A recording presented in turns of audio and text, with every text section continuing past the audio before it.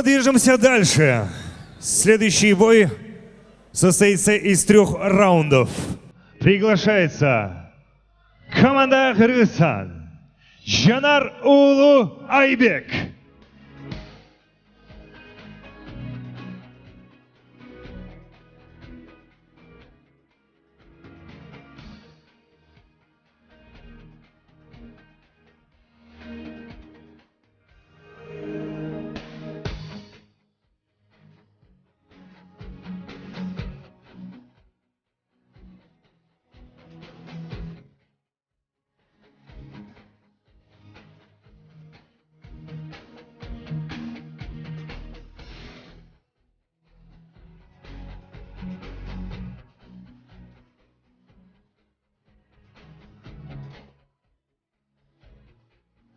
Приглашается его соперник, Кыргызстан, Саякбаев Ринат.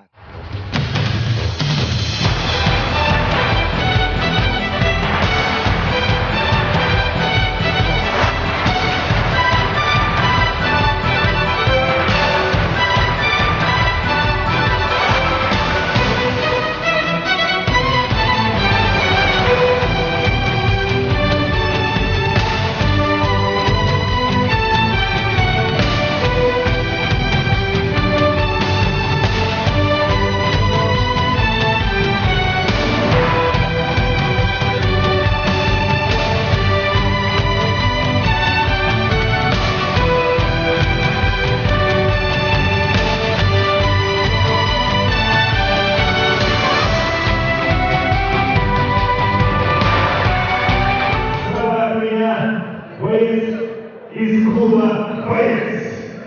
Его рост 84 сантиметра, вес 70 килограмм.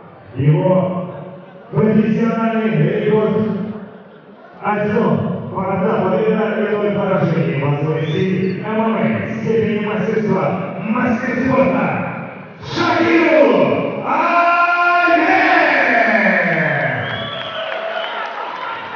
Его соперник, команда Кыргызстан, клуб Шайбетен, рост 178 сантиметров, вес 70 килограмм. Его рекорд ММА 4 победы и 0 поражений. Победитель турнира Алашбай, Казахстан. Победитель турнира Западник 6, 7, 8. Чемпион проффайтинга Кыргызстан. Саякбаев!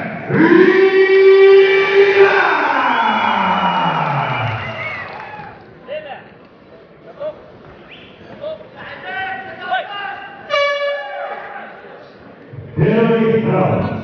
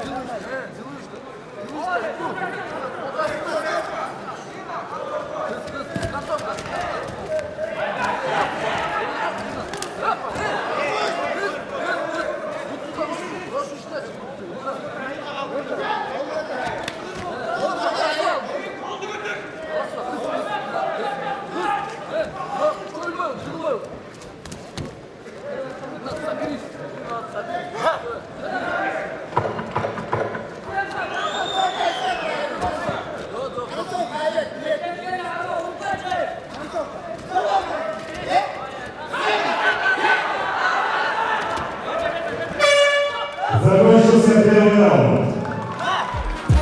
I'm from the Hard Knock Academy, automatically had to be carrying automatic sprains, sporadic, inaccurate clips to the back of it, barrel cocking immaculate. Learn to move packages in and out of Los Angeles, we savages. Busting off rounds, spraying banana clips, knocking pounds off them like Anna Nicole Smith. Shit, I'm in the hood, walking with choppers, cocking and pop. Ввиду отказа в продолжении боя победа присуждается Саянбек Лида!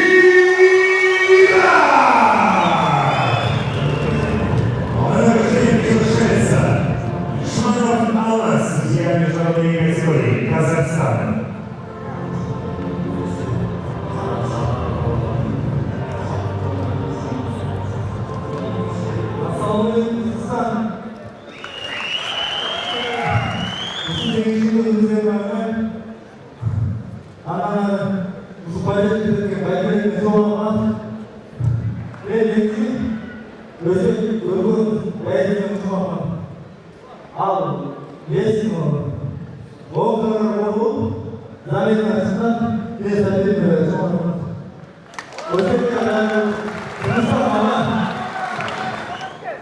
Победитель Гран-при 2016